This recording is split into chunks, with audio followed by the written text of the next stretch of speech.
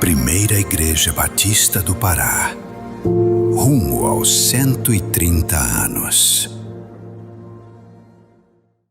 Boa noite, meus irmãos. Bom estar na casa do Senhor nessa noite. Vamos continuar com as nossas exposições em 1 Pedro. Na última quarta-feira, nós fechamos o que nós poderíamos chamar de uma pequena série de 6 exposições na introdução e saudação dessa primeira carta de Pedro.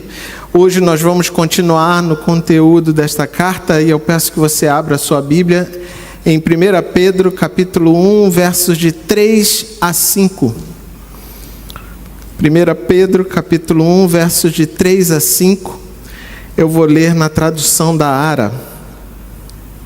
Diz assim: Bendito o Deus e Pai de nosso Senhor Jesus Cristo, que segundo a sua muita misericórdia, nos regenerou para uma viva esperança, mediante a ressurreição de Jesus Cristo dentre os mortos, para uma herança incorruptível, sem mácula, imarcessível, reservada nos céus para vós outros, que sois guardados pelo poder de Deus, mediante a fé para a salvação preparada para revelar-se no último tempo. Vamos orar mais uma vez. Nosso Deus, nosso Pai, nós te pedimos, ó Deus, que o Senhor fale aos nossos corações, que o Senhor cresça e eu diminua, que a Tua palavra, ó Deus, seja entendida e compreendida pela Tua igreja com fidelidade. Em nome de Jesus nós te oramos. Amém. Nós vamos perceber que ao longo da carta, Pedro encoraja os seus leitores a terem esperança. Inclusive, eu acho que eu não dei ênfase até agora do título da série das mensagens, que é Separados para uma Viva Esperança. Talvez você que está aqui ache que não se enquadra nas condições em que os leitores de Pedro estavam. E pense, bem, esta série de mensagens não é para mim.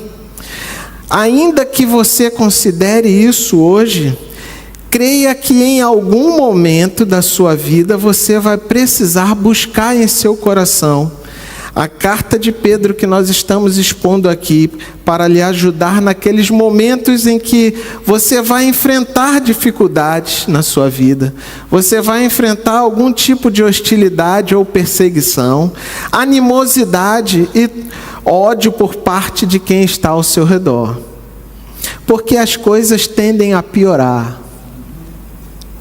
Vamos lembrar de que Pedro está escrevendo para a igreja que está passando por essas situações. E ele começa, de fato, essa maravilhosa carta de encorajamento e exortação nos versos 3 a 5 com uma doxologia. Mas o que é uma doxologia? Doxologia é uma expressão de louvor a Deus. O termo doxologia é originária das palavras gregas doxa, que significa glória, esplendor, e logos, que significa palavra ou fala. Na prática litúrgica, as doxologias são hinos breves de louvor, onde a igreja expressa a respeito de Deus com declarações afirmativas e adoração. Doutrina e doxologia devem ser aplicadas juntas, uma vez que a adoração sem a sã doutrina tende ao emocionalismo, algo superficial, e a doutrina que não resulta em adoração também é apenas um conhecimento intelectual, porém estéril nas Escrituras. Quantas pessoas hoje têm um conhecimento profundo das Escrituras, mas por não serem regeneradas de fato, nenhuma adoração a Deus é resultante desse tamanho conhecimento.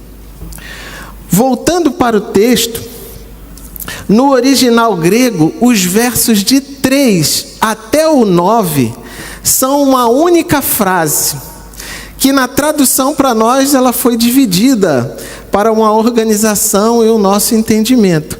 Então, se você ler de 3 a 9, no grego original é uma única frase. Mas nós vamos ler somente o verso 3 dessa vez. Diz assim, bendito o Deus e Pai do nosso Senhor Jesus Cristo, que segundo a sua muita misericórdia, nos regenerou para uma viva esperança, mediante a ressurreição de Jesus Cristo dentre os mortos. Então, meus irmãos, Pedro começa a sua carta conclamando a louvar a Deus. Ele poderia começar focando nos problemas dos primeiros leitores. Nesse caso, ele colocaria assim: sou sabedor das suas muitas dificuldades e sofrimentos que tem passado. Não, mas Pedro, ele começa louvando a Deus pela salvação. E ele começa com: bendito o Deus e Pai de nosso Senhor Jesus Cristo.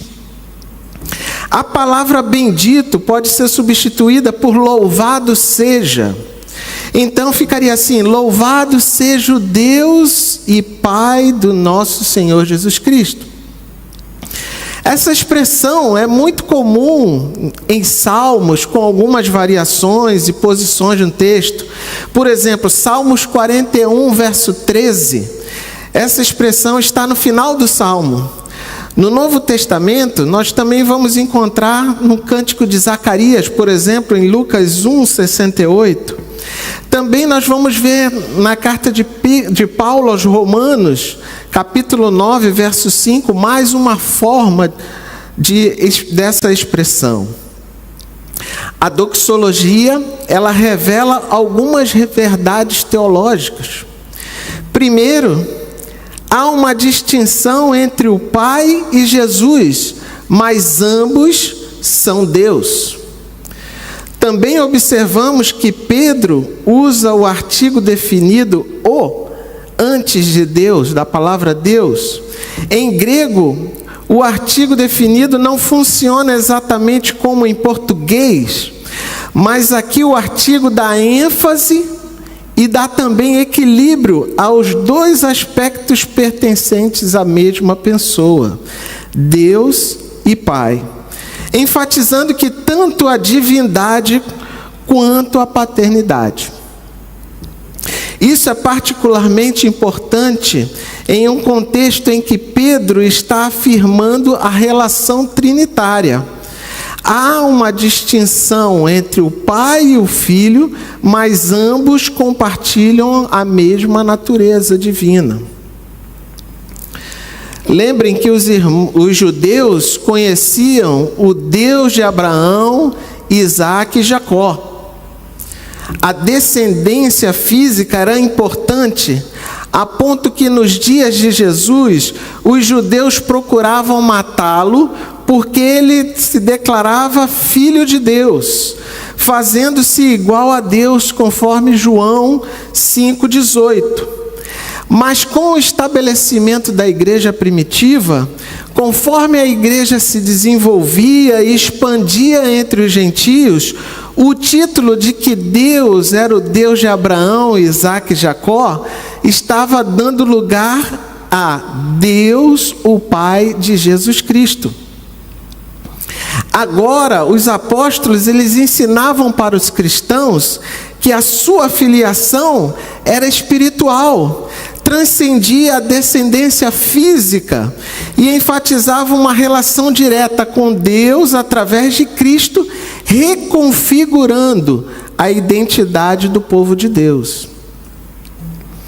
Agora observe também que Pedro vai enfatizar algo que em nenhum outro lugar da carta ele vai sinalizar. Ele identifica Jesus como Senhor, como Kyrios.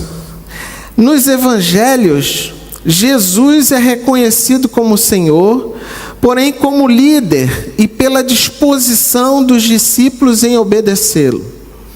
Por exemplo, como Filho do Homem, Jesus é o Senhor do sábado, tendo controle sobre o dia sagrado dos judeus. Agora, o que temos aqui na carta de Pedro implica no reconhecimento do Jesus Cristo exaltado. A expressão Kyrios vai servir tanto para identificá-lo como Senhor, quanto para revelar a autoridade de Jesus pela sua relação com Deus Pai. A confissão Jesus é o Senhor é um dos credos cristãos mais antigos da igreja primitiva, se não o mais antigo. Isso porque Deus ressuscitou dos mortos e lhe deu o nome que está acima de todo nome, Kyrios, Senhor, lhe colocando numa posição coerente a esse nome. Resumindo, Pedro, ao identificar Deus como o Pai de nosso Senhor Jesus Cristo, ele afirma a divindade de Cristo, a sua soberania, a sua missão como Salvador, a sua identidade como enviado, como Messias. Mas por que Pedro começa uma carta para crentes em sofrimento com um cântico de louvor a Deus?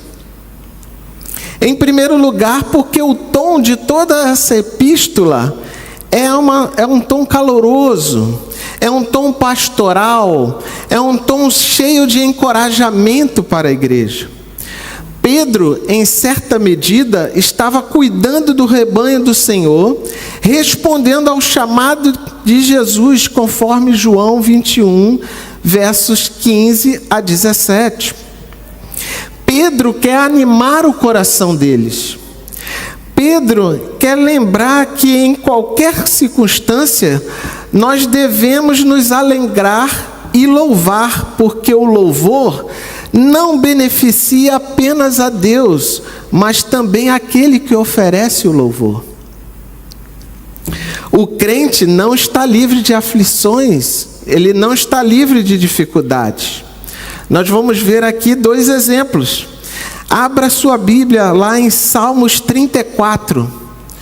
Vá em Salmos 34.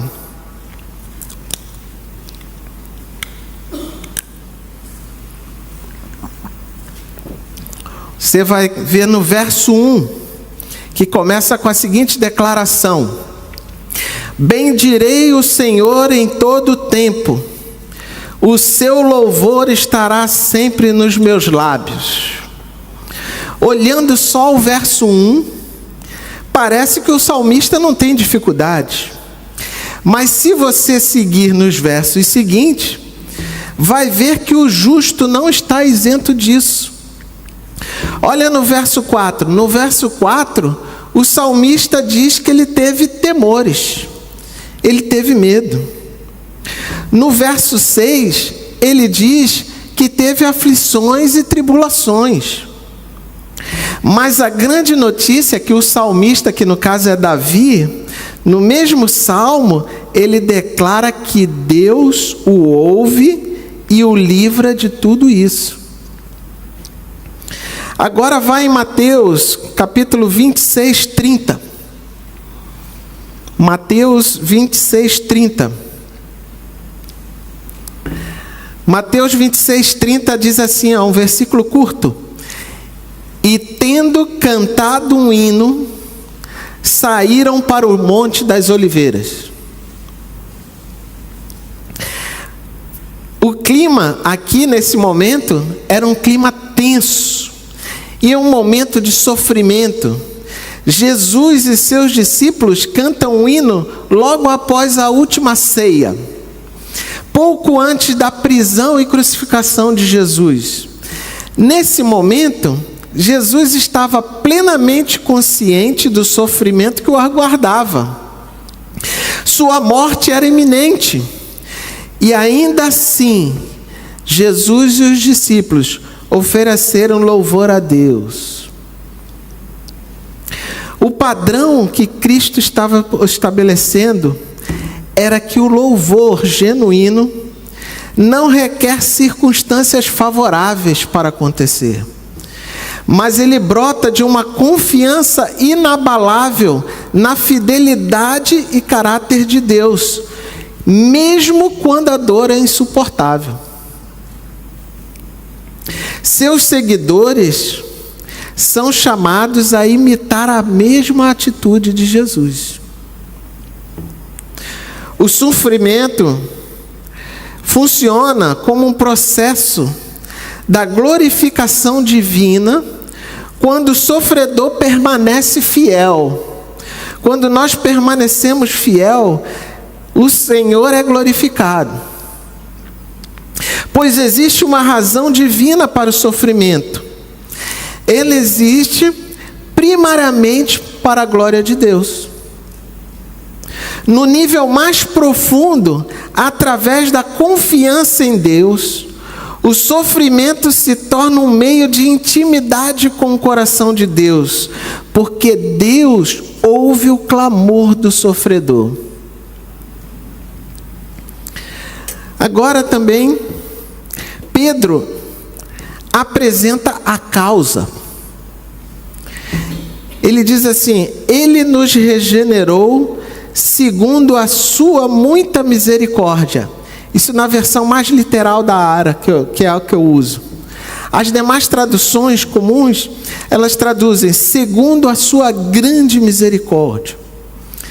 Independente de ser muita misericórdia ou a sua grande misericórdia, as duas traduções se complementam entre si, porque a misericórdia de Deus é grande e não tem fim.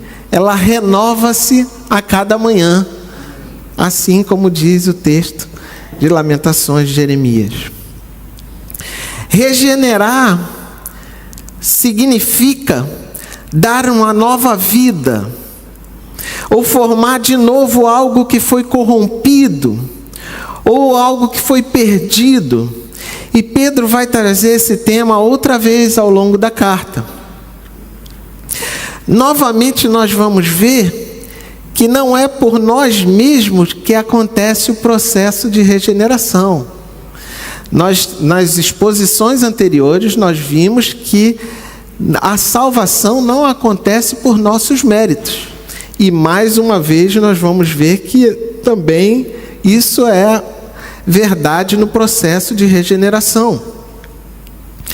Enquanto o Espiritismo defende a transformação espiritual como um processo evolutivo, em que o próprio espírito progride através de suas escolhas e esforços, a regeneração cristã é uma obra monergística, ou seja, é uma obra apenas de uma pessoa.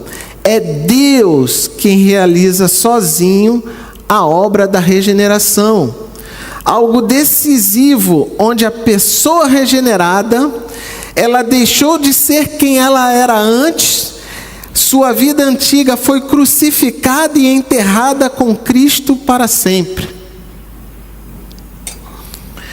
Lembre-se que isso ocorre, segundo o texto, pela grande misericórdia de Deus. Nós não merecemos nem conquistamos o novo nascimento. Não obtemos por esforços, nem mesmo pela fé, em primeira instância, porque até a fé vem também de Deus, para que ninguém se glorie, segundo Efésios 2, 8, 9. Creio que a grande maioria de nós conhecemos o encontro de Nicodemos com Jesus, que está relatado em João capítulo 3. Nesse encontro, Jesus diz a Nicodemos: em verdade te digo, que se alguém não nascer de novo, não pode ver o reino de Deus.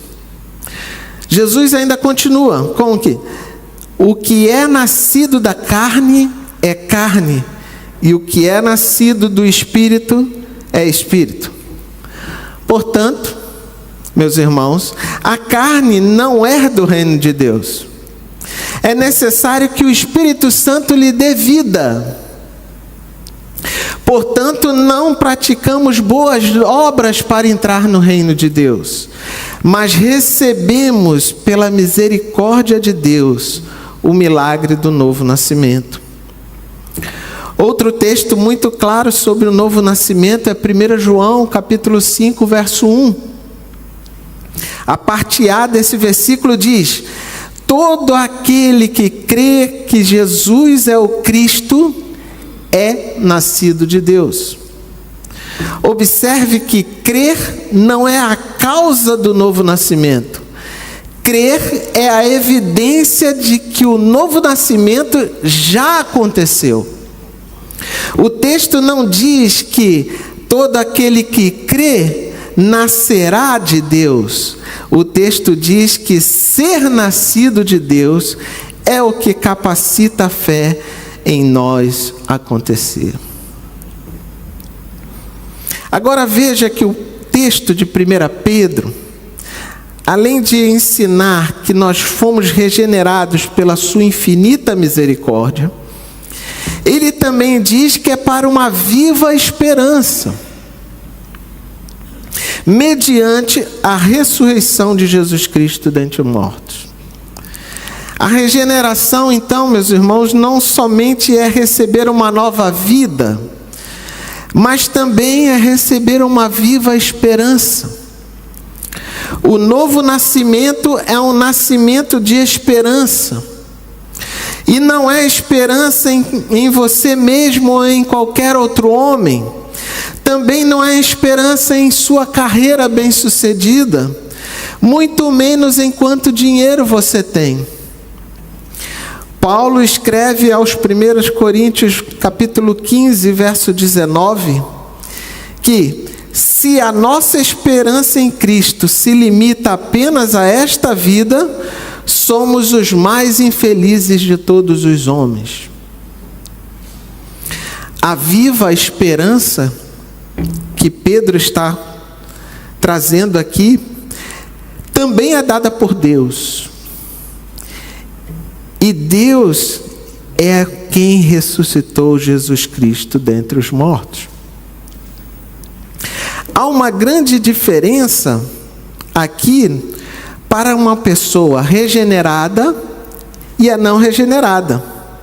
Porque a pessoa que é regenerada, ela tem e vive uma nova esperança. A ênfase de Pedro na viva esperança impulsiona aqueles cristãos e também nos impulsiona também hoje.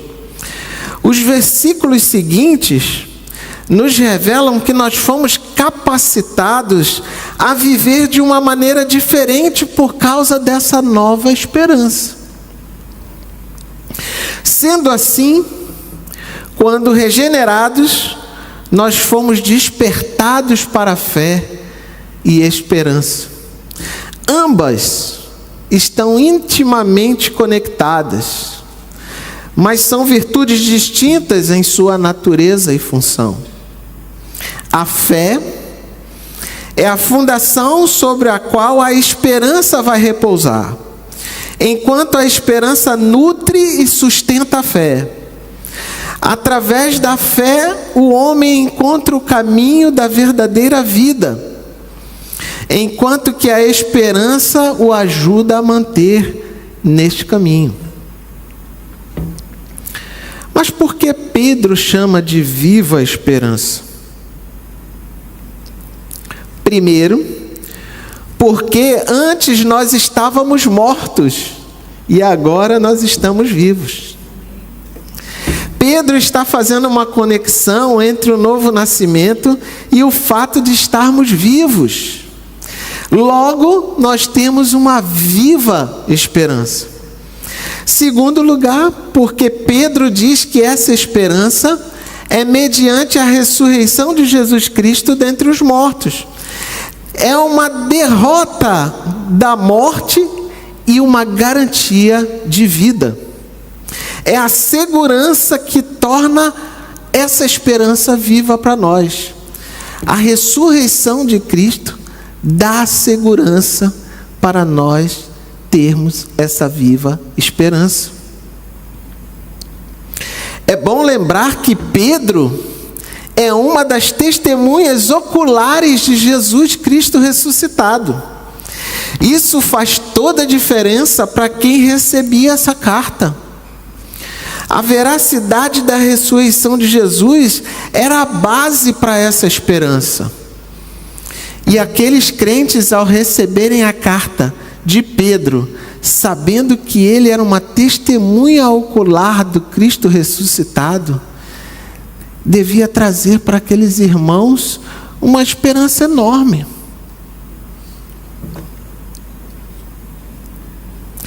A ressurreição de Jesus não é uma lenda, a ressurreição de Jesus não é um símbolo, mas a ressurreição de Jesus é um fenômeno histórico extraordinário, da qual Pedro viu com os próprios olhos. O apóstolo Paulo, em 1 Coríntios 15, relaciona pessoas que viram o Cristo ressuscitado ao longo de um período de 40 dias após a sua morte. Além dos discípulos, no verso 6 o apóstolo cita que mais de 500 irmãos viram Jesus de uma só vez. Ou seja, não era possível desmenti-los, pois um testemunharia em favor do outro.